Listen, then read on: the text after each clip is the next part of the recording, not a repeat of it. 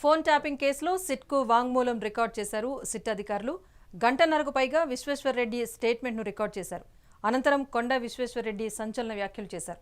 మునుగోడు, దుబ్బాక, హుజూరాబాద్ ఎన్నికల సందర్భంలో phone tapping జరిగిందన్నారు. ఈటెల రాజేందర్కు డబ్బులు ఇచ్చినట్టుగా నిందలు మోపారని ఆవేదన వ్యక్తం చేశారు. తన భార్య సంగీత ఫోన్ సైతం ట్యాప్ చేశారన్నారు. కానీ కన్ఫర్మేషన్ నాకు తర్వాత వచ్చింది అని చెప్పిన. మీకు ఎట్లా ఏం కన్ఫర్మేషన్ మీకు చూపితే ఏముంటే నేను 4 ఉదాహరణలు చెప్పిన.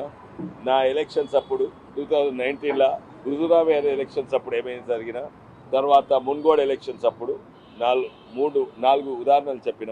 మొట్టమొదటి ఏంటంటే ఈ ఫోన్ ట్యాపింగ్ అనేది ఒక చిన్న భాగం.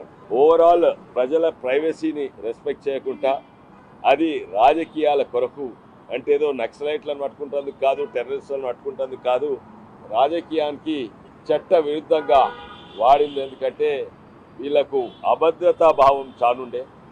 అందులో చూస్తే ఆ టీఆర్ఎస్ బీఆర్ఎస్ వాళ్ళని కూడా ఫోన్ ట్యాపింగ్ అయింది. ఎందుకంటే వాళ్ళు తెలంగాణ తెచ్చుకున్న వాళ్ళు 2 నెలలనే